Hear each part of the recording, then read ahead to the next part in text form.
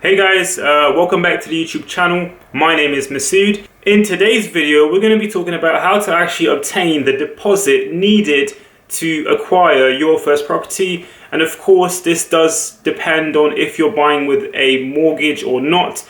If you're a cash buyer, you can stop watching this video right now and click away. This video is only for people who need to have a mortgage.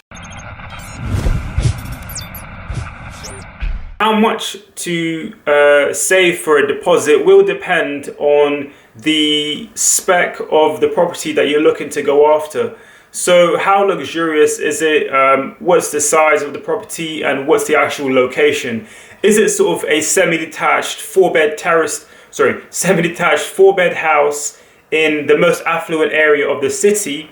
Or is it like a one-bedroom studio apartment above a commercial sort of unit half an hour away from the city centre?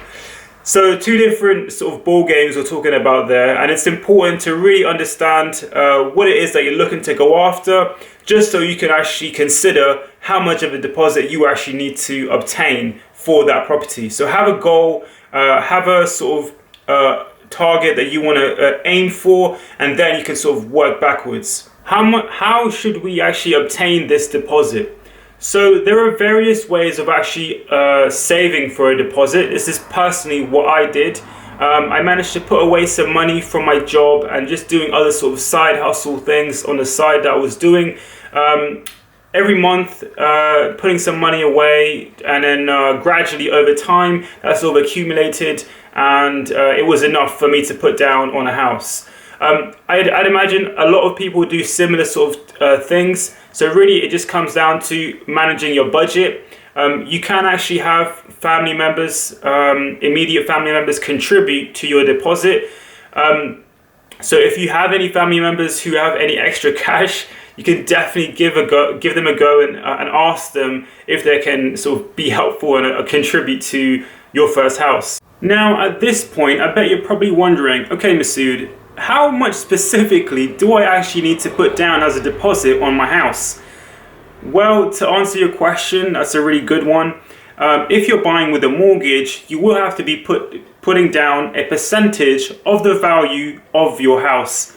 So if I was to buy my first house, which is say 100 grand, and I'm putting down a deposit, usually the recommended figure is about 10% of the value of the house. So 10% of 100 grand is 10 grand. So I need to have 10 grand as a deposit I can put down on the house, and my lender, or the lender that I'll sort of be using, who's going to be providing me with the mortgage, is going to be lending me that 90,000. So the reason why, you can actually do it with 5%, but the recommended sort of deposit is about 10%. The reason why is if there was any sort of market fluctuation in terms of prices, and the housing market was affected, say for instance in a sort of economic downturn, specifically like the one we're in right now, the house prices, say they were to go down by 5% tomorrow. If you have 10% down on your property as a deposit, you have 10% equity in that sort of 100 grand property. So if they were to go down, it means you have 5% now. But it also means that your mortgage payments, you still be able to afford them because you have enough skin in the game. If, for instance, the market led to a 20% drop or 10% drop, and you had a 5% equity in your house, so you had a 5% equity in your house, a 95% mortgage, and the values dropped by 10%, you would actually be at minus 5%, so negative equity. At this point, the bank will be sort of looking at actually asking you to pay more money in your monthly repayments to keep up with the amount you actually have, keep up with the value of the house. Without making it too complex, the more you can put down as a deposit on your house, the safer you will be in any sort of economic downturn.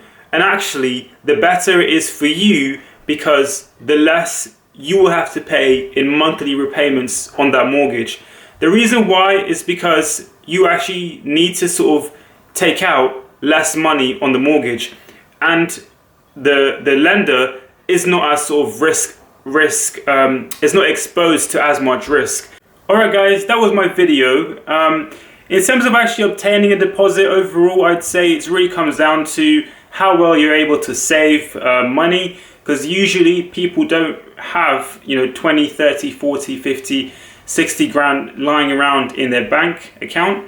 You usually have to sort of accumulate that money over a specific period of time, and this usually involves saving money. So if you can, try and sort of have a target for your deposit, and every month look at your finances and see where you can sort of cut costs and add to your sort of pot of money that you're going to sort of put down as a deposit. Anyway guys, if you enjoyed this video, don't forget to like. If you had any questions, don't forget to put them down in the comments. I'm happy to answer any that you might have. And of course, don't forget to subscribe. I'll see you guys in the next one.